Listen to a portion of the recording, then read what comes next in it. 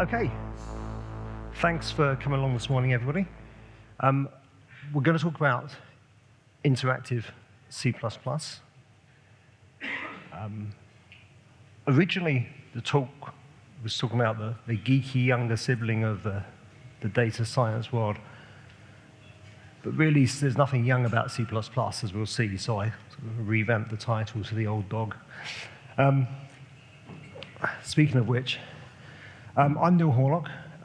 For those of you who don't know me, my background, 20 years or so I worked at an investment bank in London, mostly C, C++, low latency, high frequency trading systems. I left the bank and left that industry at the end of last year, September last year, taken a sort of an extended hiatus until I work out how not to commute to London and make a living. I spend some of my time now doing co-club work. I live in East Kent, which is designated by the Kent County Council as a deprived area, so we get a little bit of investment for STEM investment, for STEM education. So I'm a STEM ambassador. If none of you, or any of you aren't aware of what those are, go to the UK government website, look up STEM ambassadors, and I strongly encourage you all to do that. You can do it as an individual or through your employer, and you then get to go out to schools and local communities and enthuse about what you're doing. You're all enthusiastic, you're here, so you must love technology. Become a STEM ambassador. Co-clubs, there's a co-club session running immediately after these set of talks at lunchtime by the co-club guys. I think it's down in the open area down there. Take your laptop along and see what they're going to do. Moving on. So we're going to have a look a bit about Jupyter. You don't need to know what Jupyter is. I'll give you a quick background. If you do, it won't be too deep, so you won't get bored. We'll look at interpreted C++, what the hell that is. And then we'll sort of deep dive gradually into that and find out about how the two of these meet up. Bit of history. So I've talked to a number of people during the conference about how a lot of the engineering and stuff that we do these days, we're sort of working at the peak of this big mountain of open source and historical development work. And I'm going to take this back to sort of 2001 here, but of course it goes back a lot further than that. But in 2001, IPython was first launched. Now, IPython was interactive Python. And it extended the standard Python REPL, which hopefully most of you are at least vaguely familiar with. I think there's a parallel to anyone who was at Greg's talk yesterday. You saw the GDB command line interface and the textual user interface. It's kind of the same distinction. They're both ASCII-based, but with IPython, you've got a lot more interaction. You've got history and completion and so forth. And so IPython made Python that bit more accessible to just tinkering with. 2003, color coding is these two different streams here. We get the C++ start to appear. LLVM came along. Throughout those first years of this millennium, IPython sort of grew within the scientific community as a good way of demonstrating your research. And Apple, having been bad-mouthed in the keynote earlier on, actually did a good thing, and they open source Clang, which I think for the C++ community is one of the most positive things in recent years that we've seen, actually, because the crown prince of compilers back then was probably GCC, and if we're honest, it was a little bit stagnant. And the competition, I think, has been a very positive thing. We see sort of stepwise work to improve the code generation in both of them, and they're both excellent sets of compilers now. The Spider editor appeared 2009. It was previously PyD, a Python IDE, but the authors of that noticed that there was a real interest from the scientific community. So they started to bring in the ability to embed some of the rich presentation capabilities from Python into the IDE. And that sort of bleeds through, in many ways, into the IPython notebook, which is now Jupyter Notebooks. The IPython notebook was actually, I think, the third attempt that IPython had made at doing this through Google Summer of Code, and it failed a few times, hadn't quite got it right. The notebook metaphor for this like literate programming, where you've got these documents that are executable, actually dates back to the 80s. I think it was Mathematica defined that model in about 88. Around the same time, we see Cling appear. Cling is an interpreted Clang. But itself, it's not new. It was built as a replacement for Sint at CERN. Sint was a 15-year-old at that point C++ interpreter. It was unmaintainable, it was old. They wanted this new C++ 11, they wanted a modern C++, and so they took Clang as the basis and built what, when you think about it, is quite an impressive feat of engineering, an interpreter around that. I call it an interpreter, we'll examine whether it really is in a minute. 2014, we see Jupyter appear. Jupyter's a fork from IPython, but it's not it was an elective fork. It's not one of these disputes where people fall out. They saw that IPython had become a framework for other languages, and they wanted to embrace that. So Jupyter was split off as a language-agnostic platform, and IPython sort of slipped into the background to some extent to become the Python kernel that lives behind this. So now we have Jupyter Notebooks, Jupyter Hub, and various other Jupyter products that exist. By this time, a lot of scientific research is being conducted and communicated using Jupyter Notebooks. And you store them on GitHub. And you just give people your GitHub, and there's your notebook. So GitHub saw this, and in 2015, implemented a native representation of a Jupyter Notebook. A Jupyter Notebook is basically a JSON document. But if you go and look at a JSON document on GitHub, you get a whole load of JSON. If you look at a Jupyter Notebook, you get a nice rendering of a Jupyter Notebook. It's very nice. But it's not executable. So we also have a thing called MyBinder. And getting a bit lost and away from our track here, but MyBinder is a way of binding all your notebooks together in an executable form. It's generally used from GitHub, but I think it can be used from any repository. You pass MyBinder, the pointer to your GitHub repo. It will build an executable image from that and spin up a cloud instance for you to run it on. Really good way of testing these things out. And then we get on to Zeus. And we'll talk a lot more about Zeus, because that's really where we want to go. But I'm just going to switch now into a little bit of a quick demo of pre-Cling, or pre-Jupyter. So we're going to have a look at Cling native. So command line Cling is a thing. We just type Cling at a command prompt, we get a little REPL. We can do things very simply, assuming I don't make silly mistakes, which I normally do. Define integers. Let's do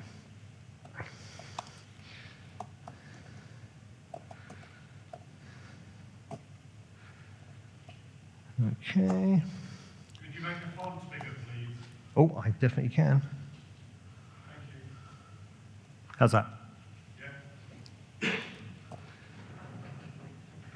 You'll notice we get completion, tab completion in there. It's got the type information as well as the variable names. So this interpreter is doing some form of reflection, which is kind of interesting. If you think about the technology to do what that's doing, we've got parts of that that are traditionally compilation time and parts of that that are runtime. It's managing both of those contexts together. It's pretty impressive. little bit of work. So we can go further, of course. It wouldn't be much good if all we could do is declare variables.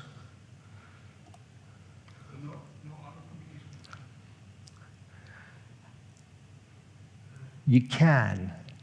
It crashes sometimes. I learned my lesson.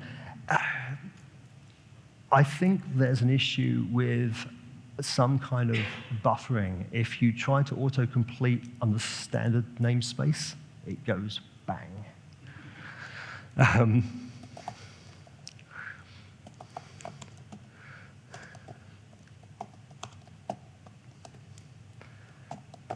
Because why not? You notice I didn't put a semicolon on the end of that, and we've got 2 lines of output. So we've got the explicit side effect of the code, which is the hello Accu. We've also got effectively the return value of that statement, which is a pointer here. We can do the same with those variables that we declared earlier, actually. Oops. See that? If I was to run that previous line with a semicolon, it would just execute the code. That becomes important later on when we get into the Jupyter space. You can do some pretty cool things. I mean, this is good for just tinkering about, but say you've landed on a machine, you want to use zlib, you don't know what version it is. Typically today, you'd have to run up Vim, make a little main file, get the compiler to work properly. But in fact, you could just do this.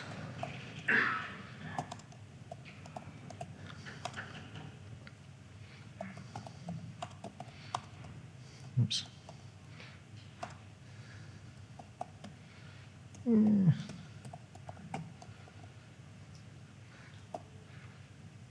Declare an external.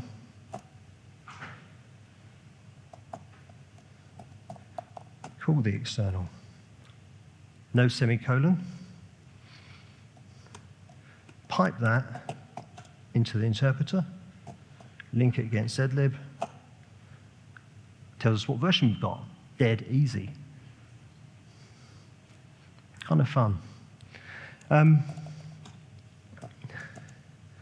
While we're here, we'll just have a very quick look at Jupyter Notebooks. So this is the standard. Let me just increase that.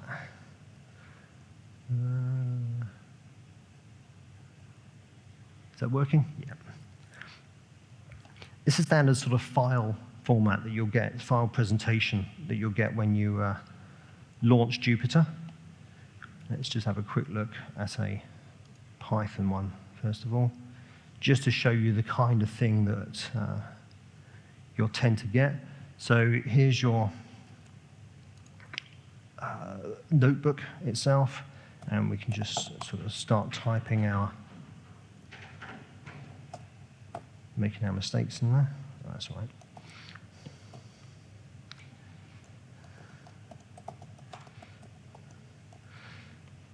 Okay, Shift-Enter executes the line, and that's just very simple kind of Python thing. A Jupyter Notebook has 2 different modes. You'll see the green highlighting down the side. That's text entry mode. We're working in that cell. If we press escape, we go into command mode. And then you've got lots of different shortcuts we can take. I can sort of insert a row before. Let's go down 1. Insert a row afterwards and delete rows. It's all kind of easy and fast to do these things. You can switch them into Markdown and code. So when you're in Markdown, as we've got here, I have an extension which I'll show you in a second. But we can now type Markdown code straight into here. And as you can see, that's automatically formatting it. So you start to get an idea of the kind of thing that we're able to do. Actually, let's go back in here. If I can remember my markdown syntax.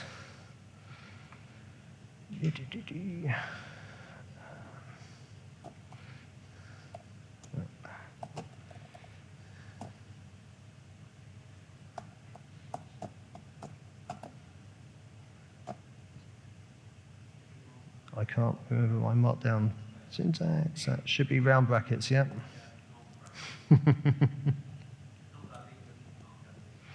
There we go. And we can see immediately we get a nice sort of representation in there. So all well and good. Now, let me switch back over here, because I just want to show you, because I'm using a couple of extensions. There's a lot of extensions available. This NB extensions tab here is something that's installed or can be installed as part of the Jupyter setup.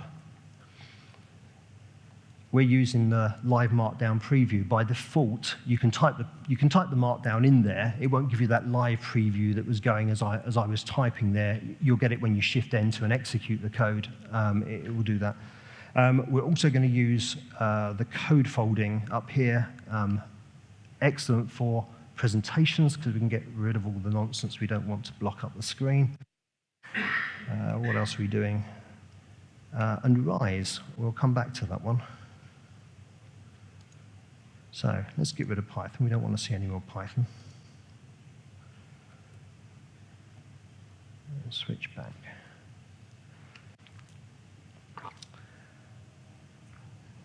So I mentioned Zeus. So what is Zeus?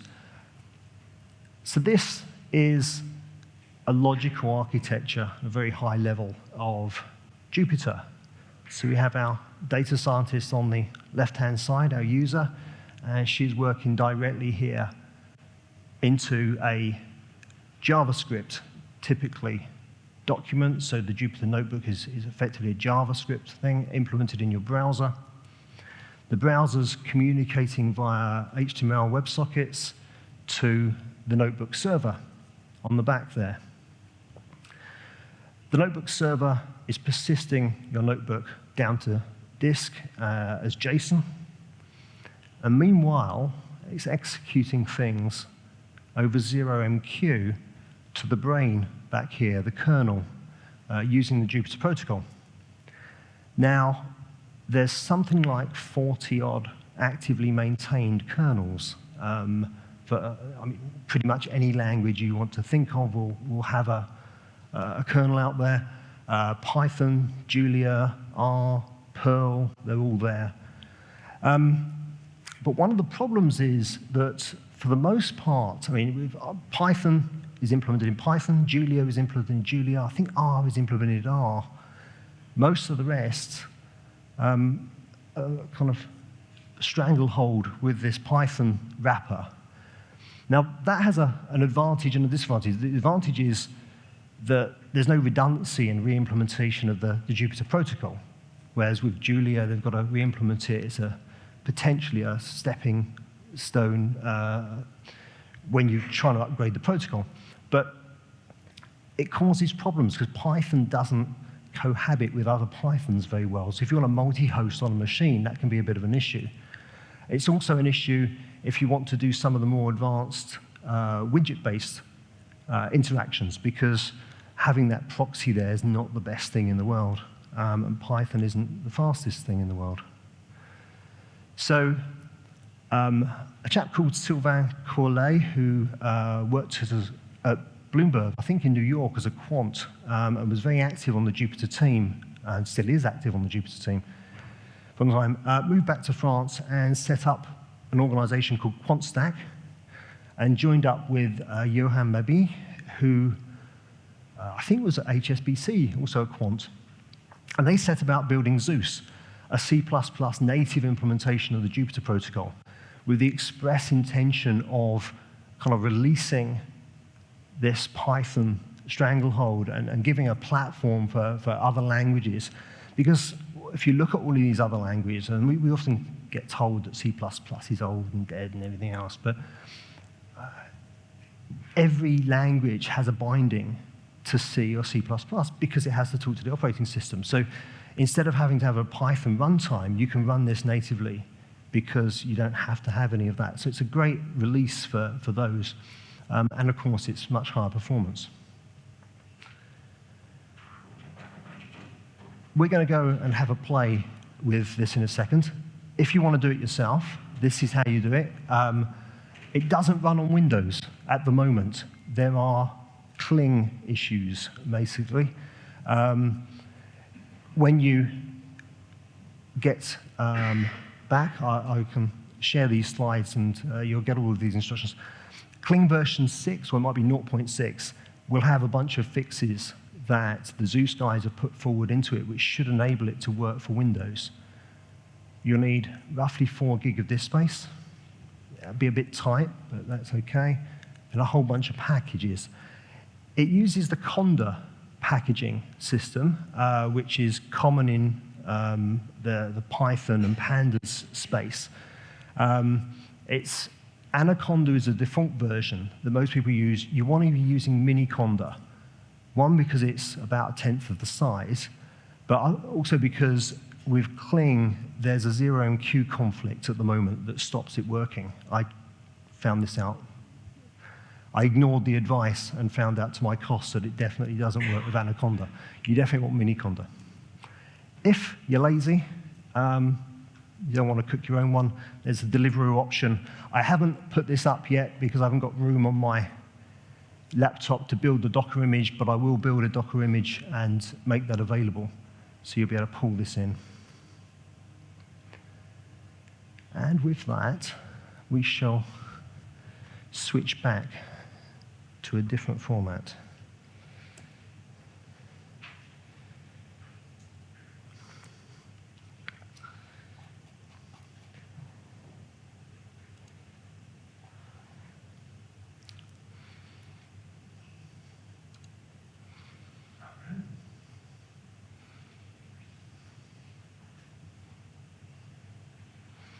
Okay.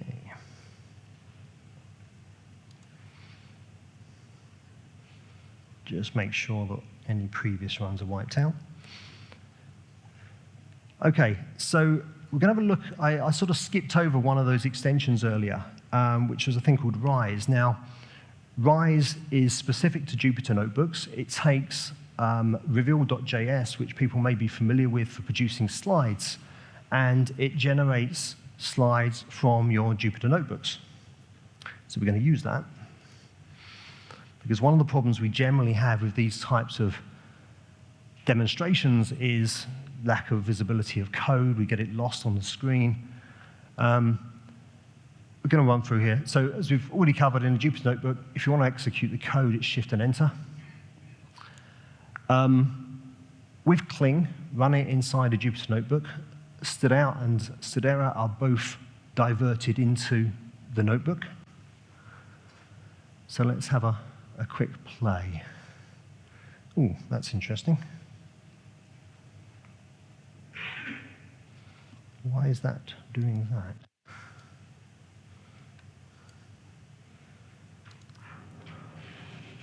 Quick jump out. I've messed something up.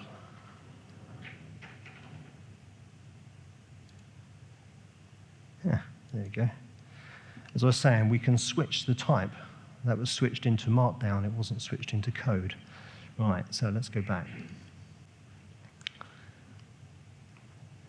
OK, so we can now write something distinctly unoriginal. Let's go for what we've done before. Let's just go for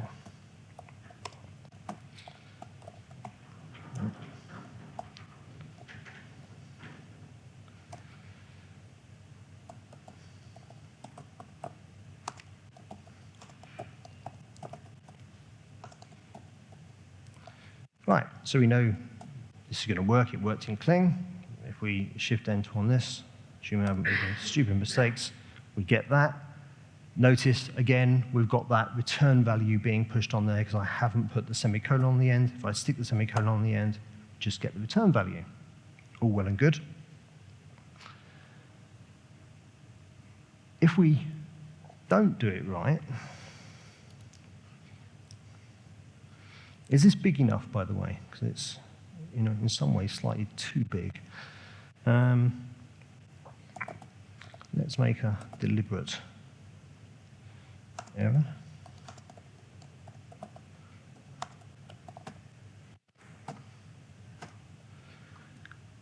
We get our error code. Let's just zoom that out a little bit. So we can see our errors, standard kind of clang output. If we fix that, we can rerun it again, and it's vanished. And it's all nicely working.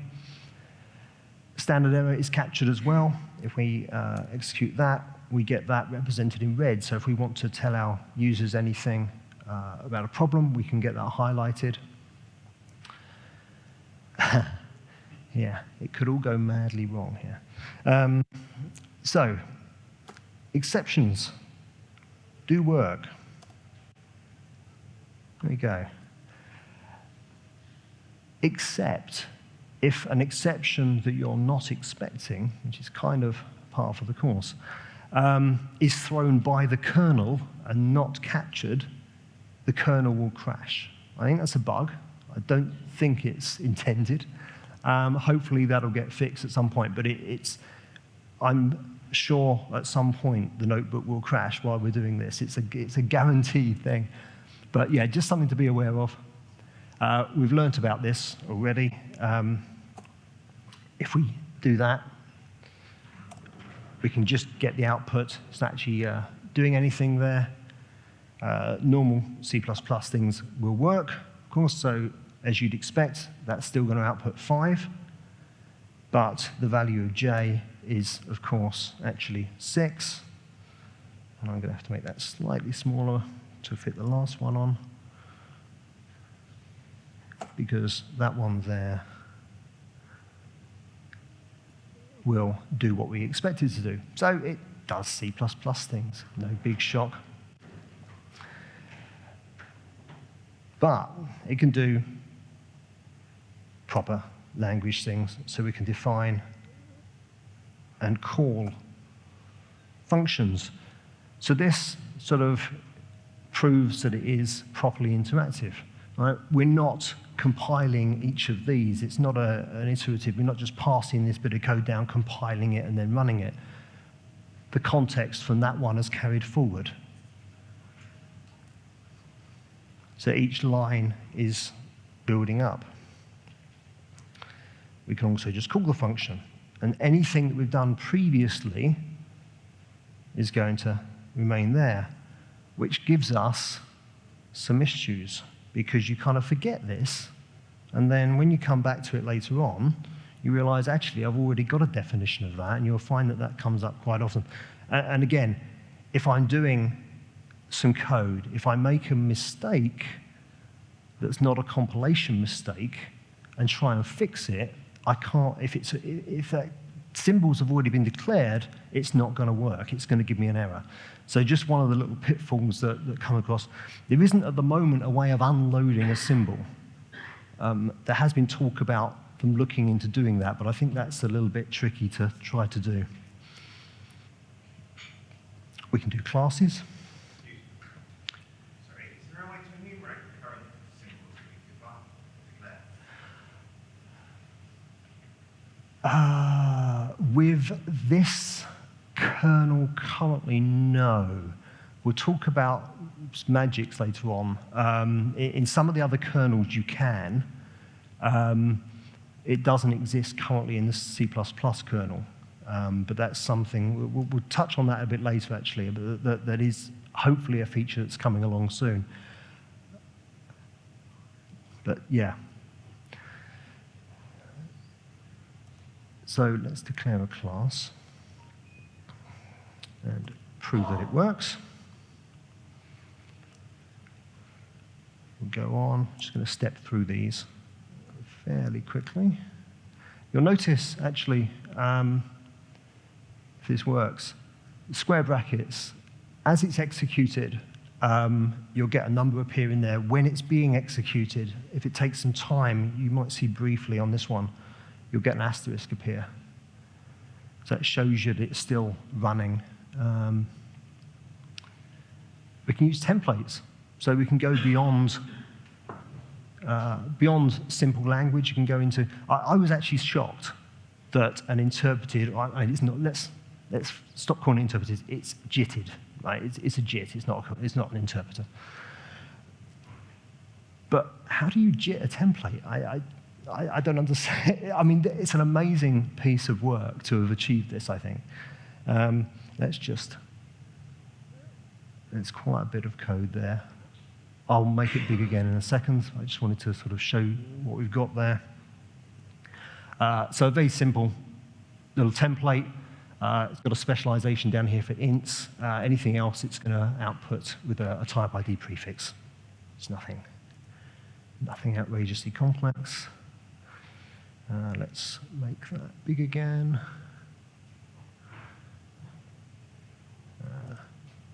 There we go. Bring in the next one. Magic. So they work. Shock. Horror. We can do move and stuff.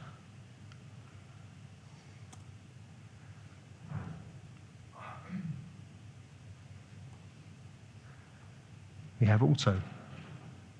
Oops. Let's try executing that, shall we?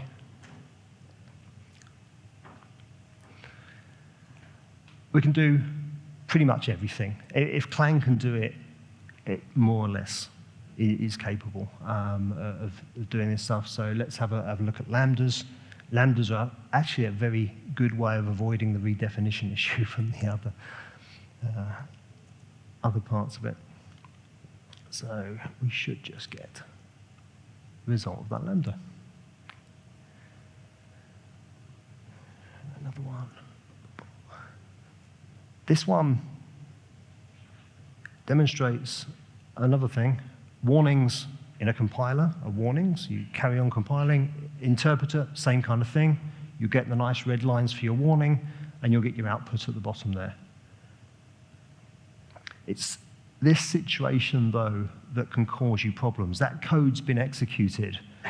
All of the symbols in there have now been defined.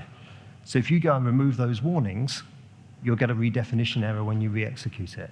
So just worth keeping in mind. We did this earlier. We don't have a command line in Jupyter, so we need to be able to load libraries.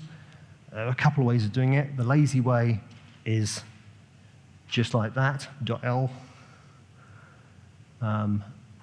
Let's execute that. Do the same code as we had before. With a bit of luck, aha, we find the same zlib version. Also remember, this is a zlib version of the kernel, which may not necessarily be the same version as where you're running the browser, of course. Documentation and completion. We had a quick look at completion in Cling earlier, but this is kind of nice. We have these things called vectors in C++. Can never remember how they work, though. So let's have a quick look. Assuming the Wi-Fi doesn't let me down. The question mark prefix, when you execute it, links us straight into CPP reference. So we can now have a look through, find out what's going on. Oh, look. It's a nice little example. Let's copy that out of there, close that off. I hope you like the fact that we've got slides here. This is a slide presentation that's executable. I think that's kind of cool as well. Of course, we don't need a main, so let's remove the main. You've arguably already got those header files, but let's leave that for a second.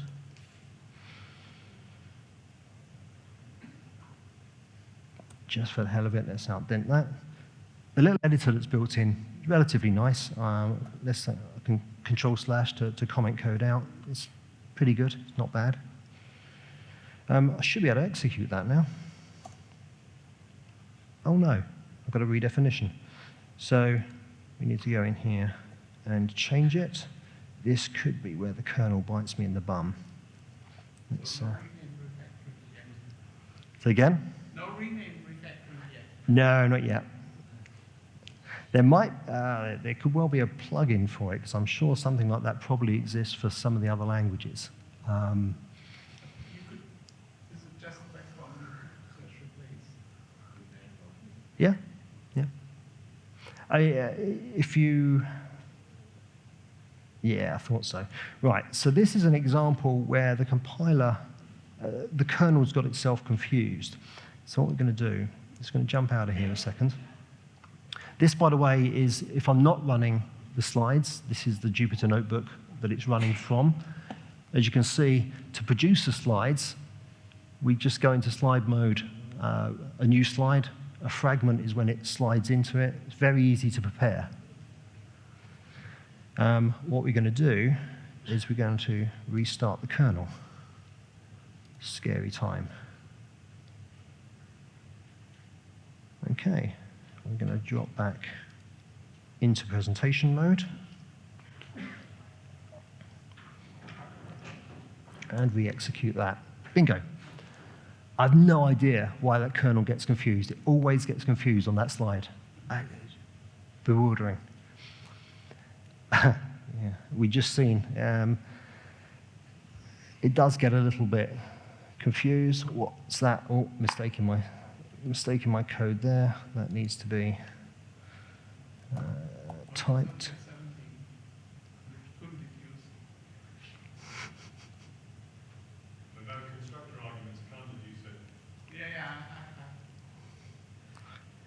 Oh. Never write semicolon just afterwards.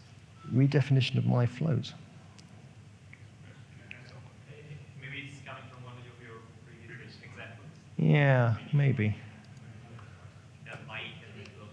Get the point and then error on Yeah, it must have done that. Oh well, I'm going to skip this one. As I said, it can be a little bit temperamental. It mostly works. Let's just check. What happens if I press tab on this? Yeah, there we go. It's still working. So we get that in there. We can go through and do that and execute it, and we'll find out. Yeah, it's good enough. Okay. If we're doing all of this stuff, why aren't we going to? We're not using Python. We're using a Jupyter notebook. Everybody wants to have pandas and Numpy and all this rich media stuff. One of the things that you may have seen in Tima's talk yesterday, there's other things, is the work of SG13 looking at whether or not we should have sort of better low-level interface capabilities. So 2D graphics and audio support within C++. I think potentially this kind of use case is the killer app for that kind of implementation. It gives us, within the language, a standard infrastructure to build this kind of stuff on. Sylvain, who wrote Zeus, I spoke to him earlier last week to sort of say I was doing this talk. They're very excited that the technology is being noticed and communicated in this kind of form, so they're really excited about that. And observe that some of the stuff they're doing, they feel is plugging gaps in the standard, so maybe it's something that we can look at. So for the moment, we enable it through the back door. So this is being rendered in a browser. Browsers handle MIME types, so we can do some fun things with the Zeus JSON support here. So it's going to get a little bit tricky on the visibility. We can define a little namespace here. You'll notice all we're doing, we have a little image class here that's pulling in from disk. It's just going to read in an image.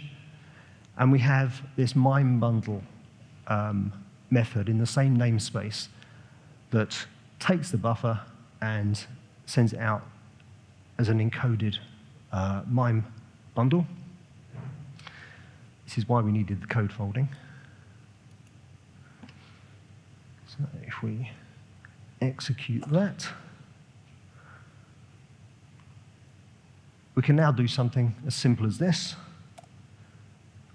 which gives us a bit of a Python equivalence from what we saw earlier.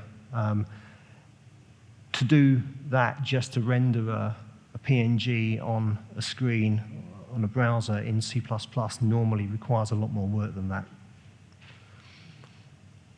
As I'm sure we're all aware of, we can extend that same kind of thing, doing it for audio.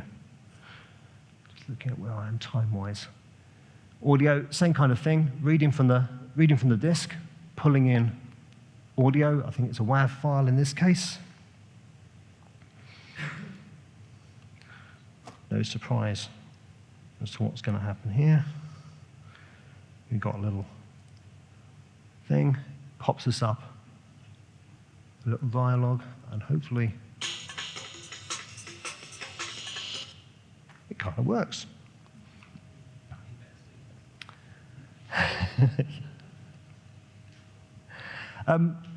Let's make that bigger.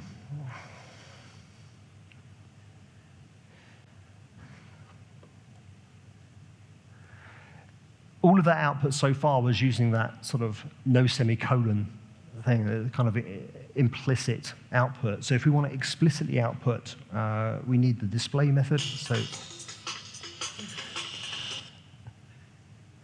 let's click back over here.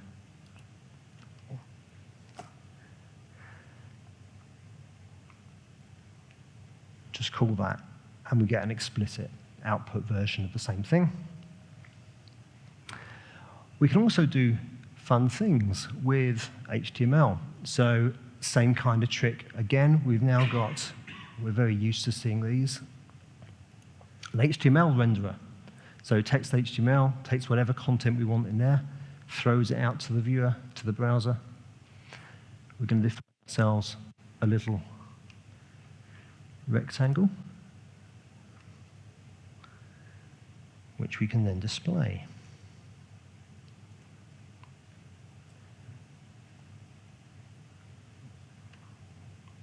Let's make that a bit smaller.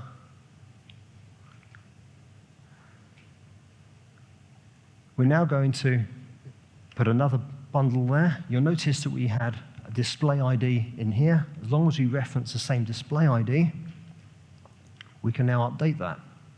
So we've now changed that.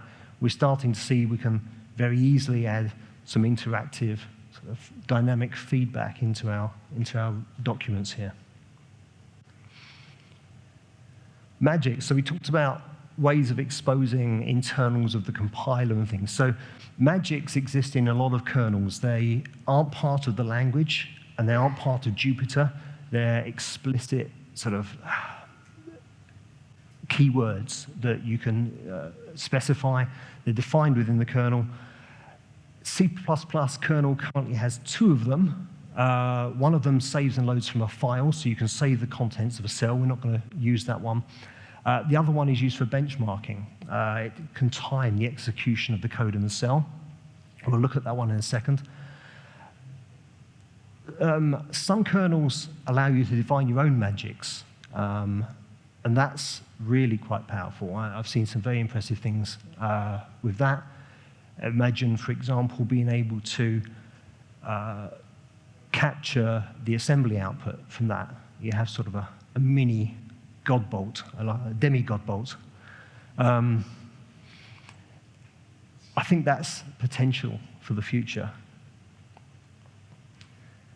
We'll have a quick look at this. Let's click back in here. So we're going to have a little vector here. The % time it. So we're going to run this across that line. The % prefix tells you it's a magic. If it's a single %, it runs it for that one line. If it's a double %, it will run it for the whole cell. Notice the asterisk there. So by default, it will run 7 loops, 7 iterations, and it self-calibrates how many. In this case, it's run 1 million loops, and it's told us what the average and what the variance is of those executions. Useful if you want to just quickly work out what's the best way of doing something, playing around with containers and whatnot. So we talked about Cling and Sint, which it was built upon. One of the things that CERN use it for is interacting with a vast library of physics-based analysis code that their scientists want to just tinker with. They want access to it. So one of the expectations here is you're not going to write vast amounts of code in a notebook. You're going to use it to use libraries that are in the background.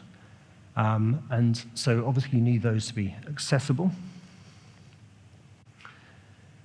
We're going to look at a couple of different libraries, and as we do that, we'll learn a bit more about how to do that as well.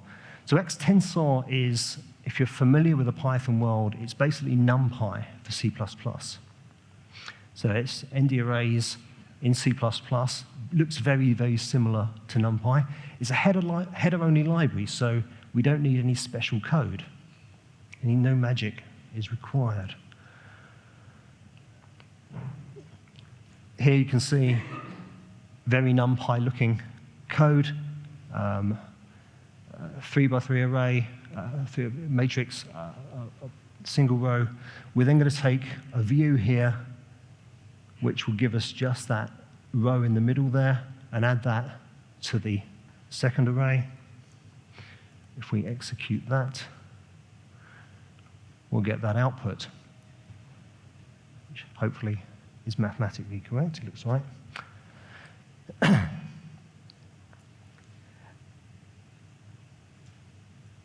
So you can do other NumPy-like things.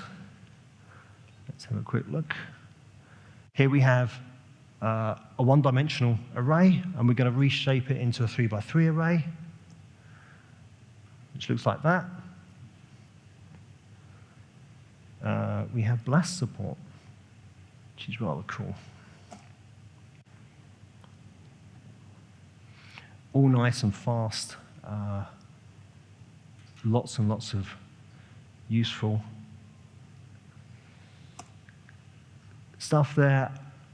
You can definitely see that it's capable of replacing some of the Python things. And there's a good talk actually by the guys who created Cling and why they were focused on it. Why does CERN focus on developing a C++ JIT? And the basic thought process is, well, if you write something in Python initially, and you write a vast amount of Python, and then find it's too slow, it's too much hassle to go back and refactor that and rewrite it all in C++. So you might as well start in C++ if you know you're going to need it to be performant later on. And that's sort of the premise of doing this. So by having this sort of equivalence there, you're enabling that from the outset. You can make a choice, not by the functionality, but by what your end goal is in terms of performance requirements. Is there a pandas like? Is there a what, sorry? Pandas like pandas? Pandas, yes, there is. There's a X-frame, which I don't talk about here. It's very new, but there is a pandas implementation called X-frame. It gives you a data frame. I think they consider it alpha at the moment, so it's not even beta, but it's on the GitHub. All of these have a link. I can probably, let's be dangerous. Let's click that. Yeah, so all of these will click over into there. You can go to Quant Stack. You can see all of their things. Xtensor, by the way, which is that library we were just looking at, see has bindings for R and various other languages. Julia, there's a Python binding for it now, and there's X-frame.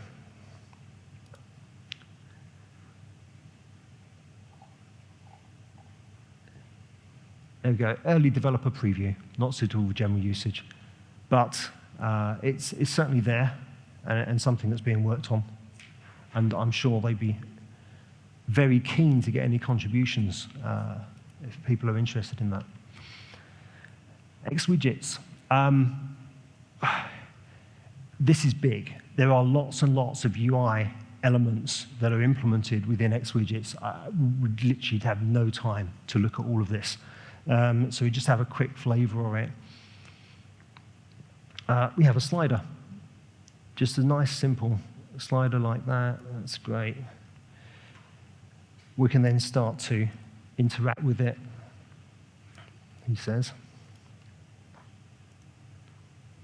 We just flip the orientation, give it a maximum value, etc.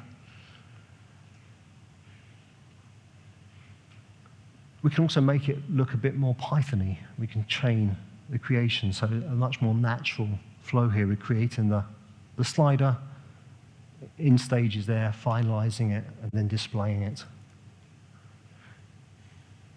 So again, we have another slider here. And you can do all kinds of things, linking different sliders to each other and so forth. XPlot builds upon Widgets. XPlot is basically a C++ implementation of BQplot, which was a Bloomberg initiated plotting library that's used, again, in a lot of Jupyter notebooks.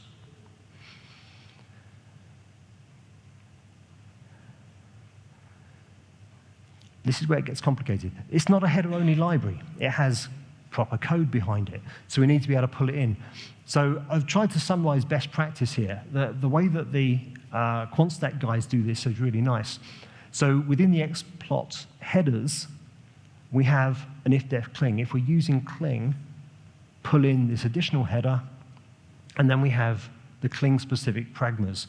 So you add a library path, and then load the library.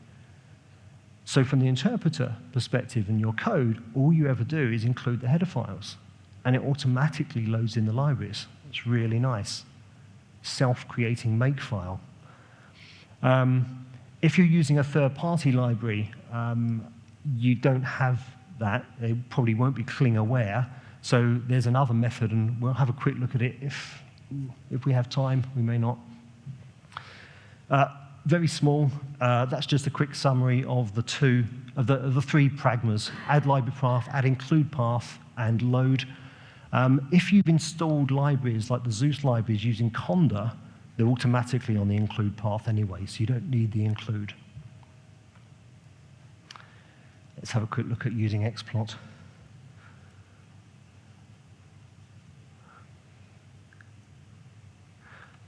Let's unfold that code. Just a bunch of numbers.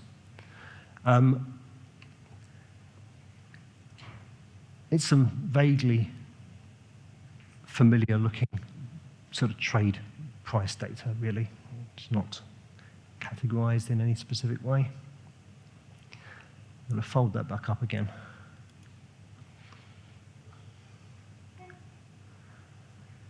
We're going to create a couple of scales to go in there. We're going to create a Boxplot generator. Anybody who's used BQplot or Matplotlib will see that it's a very similar creation workflow. You create the different widgets and the components of the graph.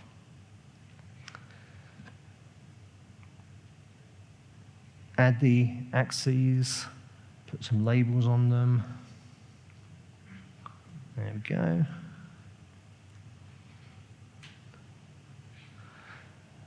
And finally, we have the figure. This is a canvas, effectively. And we're going to add those components to it. And then the last line there is going to draw it for us. And bingo, we have a nice little box plot. We can go a little bit further. Let me shrink that down. Because it's interactive still, we can still adjust it, right? We can back reference to that and just make a couple of extra changes.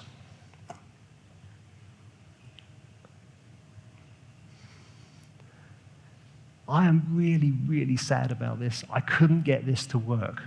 Leaflet is awesome. It's a mapping interface. It pulls in OpenStreetMap. It understands Geo JSON data, which is the standard way to present mapping data, and it overlays them. And I couldn't get it to work. But here's a couple of examples I saw from their website. We're loading, there's OpenStreetMap, it's loading a Geo JSON data file, it's overloading it. I even had a JSON file of all the pubs in Bristol ready. Here's a nice one. OpenStreetMap again, dynamically showing wind flows around the globe. You can zoom into that. It's all interactive map. Okay, and that is all that I've got for this. I want to just touch on, because I know some people here are interested, as I am, in using this for teaching. For teaching C++, it's a thing that I think we struggle with generally. As you will have discovered from this talk, some of this is kind of early stages. It's still a bit shaky around the edges. Excuse me, as my voice is.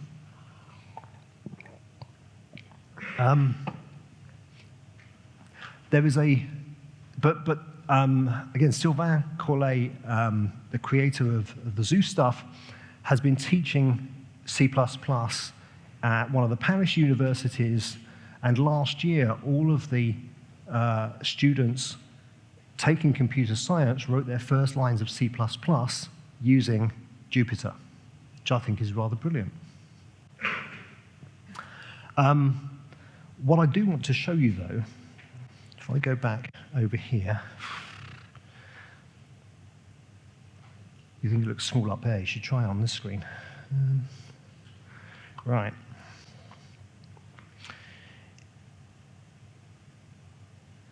Is something here. In the extensions, there's a thing called Form Grader. Now, there's a lady called Jess Hamrick, who's one of the key Jupyter developers. She's spent a lot of time working on a thing called NB Grader, Notebook Grader, which is an extension to Jupyter specifically targeted at education. What it allows you to do is produce a document that has metadata in it so that you maintain a master document. You can generate student assignments from that and have them auto-graded. You can have manual grading in there so you can assign extra credit and so forth. It's really nice. To be able to do the building of documents, it needs to be able to parse the source code. There isn't a C++ parser for it yet. What I have set up, though, he says, if it works, is a little example here, leap year.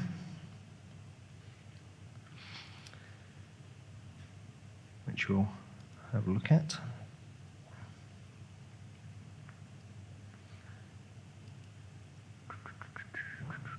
Where have they gone in source?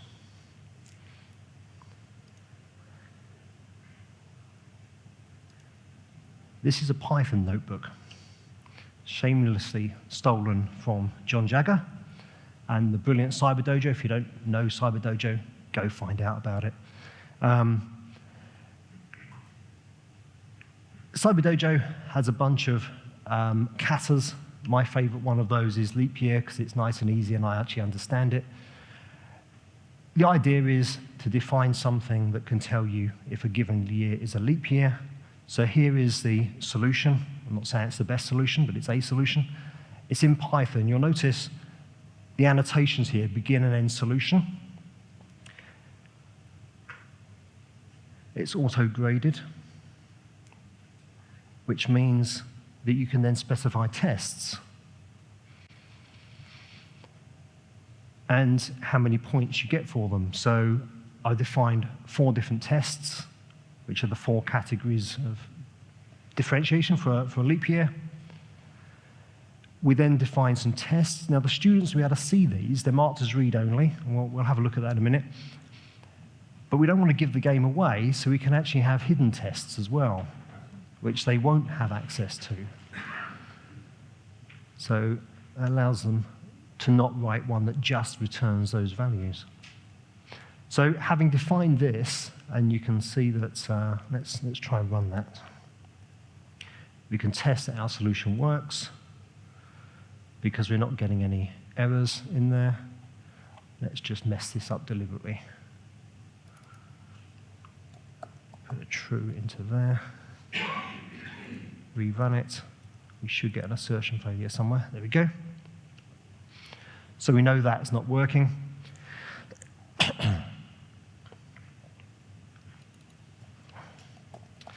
So from this, we can go back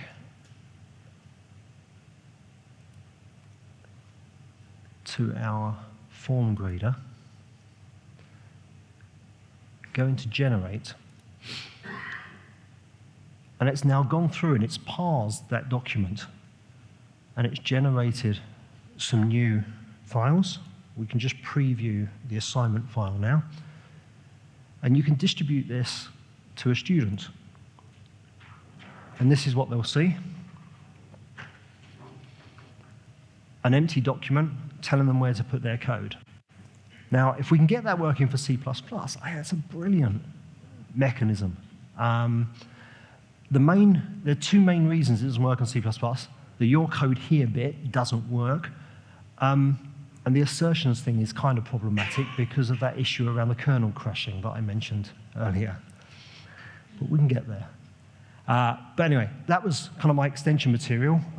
We're pretty much up on time, so I think I'll switch back to here. Have I got any more slides? No, that's pretty much it. Any questions? Here. You showed us compile error. What about runtime error? The bad ones, like symmetrical, stuff like that? A runtime error like that, a segmentation fault, will crash the kernel currently. It does trap some of them. I do have an example, actually. If I can find it quickly. Back over here.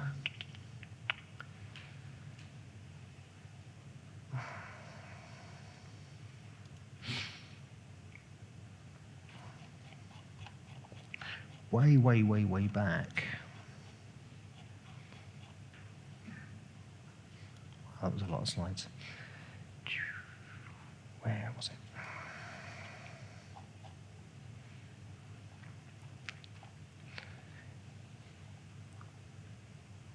it? Here we go.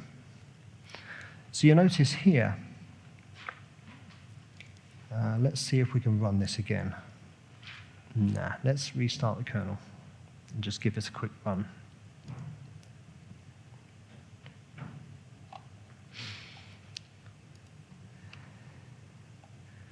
Ah, that's why. Of course, I need the food, don't I?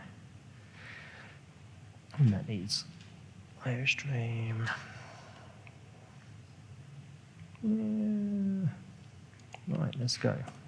We will get there.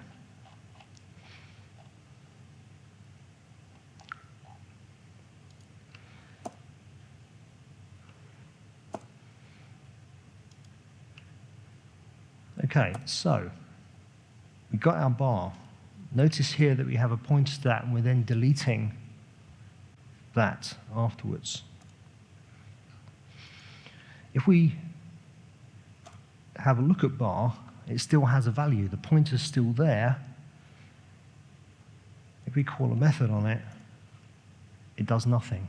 It doesn't crash, though, which maybe that sort of answers some of it. So some of this it handles. I would put money on the fact that mostly it doesn't. There's going to be all kinds of side effects that it just can't expect to capture at this point. Any more questions? One over the back. Two things related. One is, you said it doesn't run on Windows. Does it run on the Windows system Linux? And secondly, is there a server that you can play with? Okay. So there were two questions. The first question was, it doesn't run on Windows currently. Does it run on the Linux subsystem for Windows? I don't think it does. I haven't tried it. You can run it in a Docker on Windows. This machine here, I'm running on a Surface Pro 4. It caused me no end of hassle because I wanted to do something. One of the things this is a dynamic, it's a very fast-moving field, right? A demonstration I wanted to give you was using the OpenCV library, Open Computer Vision. And I had my webcam and everything, and I was going to take a photo of you guys and get it to do face recognition. It broke last night. OpenCV updated, and it broke. So I cancelled that demo. Because of that, though, because I wanted to get access to the hardware, I couldn't run it on the Windows Docker because the Windows Docker doesn't allow access to USB devices. So I installed a Linux, and SP4s and Linux aren't the best of friends, but... so yeah, it kind of runs on Windows, depending on what you want to do. If you're happy to run it in Docker, I've not tried it on the Linux subsystem for Windows. So, and the second question was... Is there a publicly available server that you can play with? Yeah, so I talked about binders. So somewhere here we have the Quant Stack website. Let's go let's go back up to there. What we can do is if I can find Leaflet, because that's got a nice bunch of demos,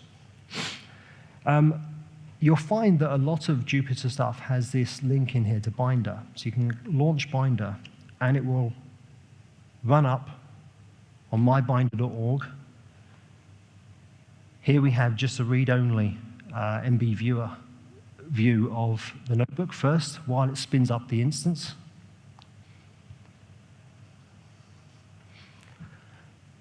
You can, I think, pay and get it to be a bit faster, but it's generally not too bad.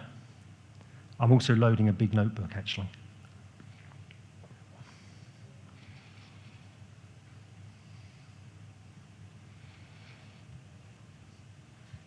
We'll leave it running for a bit. Any more questions why that's loading up? Peter? To include your own libraries, let's say headers into the workbook, was that required to fiddle with the server setting, or? No. So as you spoke about earlier, the best way to do that is to, if you using your own libraries, make your libraries cling aware. So have a hashif-def cling in there. If they're header only, fine. But if they require libraries, as long as you can add in the pragmas to do the load library line and the add include path line, then you can pick it up from wherever on your system it is. Let me show you. So going off east again.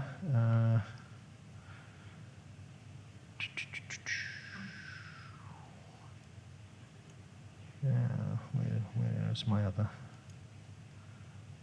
Let's try that one.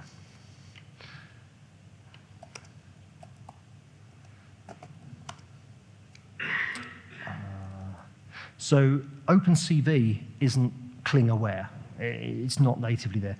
So you need to have a set of header files. There's a brilliant website, actually, called learnopencv.com, run by a guy called Satya Malik. And he actually shows you some demonstrations that we were going to reuse if it hadn't broken. using OpenCV. And this is something derived from what he did, actually, for that, where at the top there you see we've got the pragmas. We're adding the library paths for this specific machine. We only add the include path. So as long as you know where your libraries are, you add these pragmas into your header file, or type them directly into your notebook, and it will load it. Put it in the Docker container or mount. The libraries will need to be in the Docker because they need to be installed in the operating system image. Yeah. It's wherever the kernel is running. Yeah. So yes, the libraries will have to be present, yes. Did that ever load? It did. Right. Let's have a look at one of these. So this is a live demo of a remote service on a Wi-Fi. So let's hope this works. Okay, so this is Leaflet, which I failed to get working locally, but let's have a look at it. I'm not going to spend too much time walking through the code here, but there's a map appeared, so let's just see how much work we had to do there. We've just included some header files, defined a map, and there's a map. No make files were harmed in the making of this map. We can go on. We're going to use Extensor, actually, to create some random data and generate a heat map, which I haven't shown it yet. Oh, we're going to add that layer to the map. Okay, so random data, colorful clouds over Central America, Central States. Where did we get to?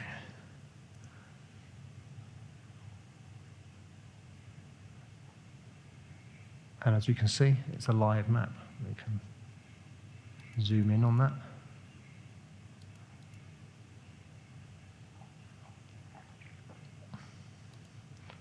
And generally manipulate it. So the question was, can we demonstrate it there? Go to the Quant Stack website, and they've got loads of links all over the place. There was another question down here, I think. Yeah, what happens if you'd have left the main in? You strip the main out, the example, would it? I believe, let's give it a go. I believe it will tell us that it's already defined.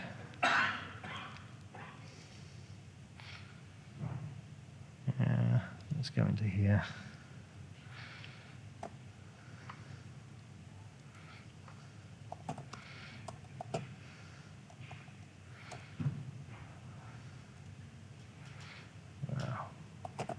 Just whatever in there. It works. I wasn't expecting that at all. I don't know how that works, but there we go. I guess it doesn't serve any purpose, is the point, because it hasn't. Your entry point is wherever you're calling. So.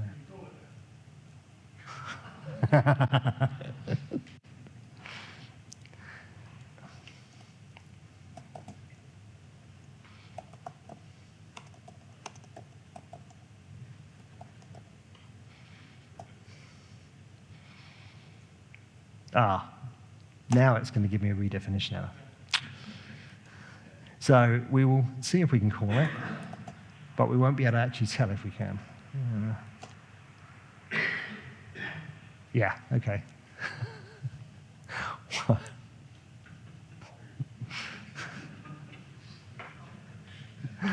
Any more questions? Can you explain a little bit where the state is of these? You've got these cells that are text documents in the center there, and then you've got the, what do you call it, the thing that the other end is in row and key. Yeah, so the state is all in the kernel, and that's why when the kernel crashes, you have to rerun from the start, or depending on how it's structured, you need to run back enough context to make whatever you're declaring work again. there's no state at all being kept in the browser itself in terms of the actual program state. So all those results in the document, is the output of each cell, does that end up in the JSON? Yes, it does. The output is stored in there. So if we close this document and reopen it, we'll find all of the same output. When I first started up, in fact, one of the things I did was come in here and go all output, and clear, because I needed to clear all of that context of any sort of trial runs that I might have done before I went into this. So yeah, the output will be there, but assuming you're running on a clean kernel, when you come back to it, the context that created that output will no longer be there. There's a question here. Yeah, so how about if you start a thread or something from the background in the kernel, right? And basically that thread could still be running and you could interact with it later on, things like that you could do, or would it not fit the model? You can. Let me see. Yeah. I'm not going to try and live code a thread. The OpenCV example that I had actually used some threads, I think. The use case would be like, you do some computationally intensive work, and go back, have a coffee, and then come back. So you can do it. One of the problems with the kernel is the kernel can be servicing multiple clients. So I'm not entirely sure what will happen and how it will manage to understand that when that unwinds. I've only ever used it sort of locally, executing once. It would be unpredictable, I suspect. But it's an interesting question. Any more? Question here. Is there a scope to deploy these notebooks to a production environment that access like more real data, perhaps? And if so, is there any kind of security and authentication for access to them? Yeah. So I don't have it enabled here. By default, when you run a Jupyter notebook, when you start it up, it requires a token for you to get into it. I've disabled it on here because it was going to be a bit of a pain. There's no, but that's around the notebook itself and your interaction with it. There's no explicit security and protection around the storage of that or anything. It's not encrypted as far as I know, or anything like that once you do it. You could certainly put production, I mean, Jupyter's used in production all over the place. One of the things I'm doing in my copious spare time these days is I run occasional training courses at a bank in the city, teaching their graduates Python and pandas using Jupyter.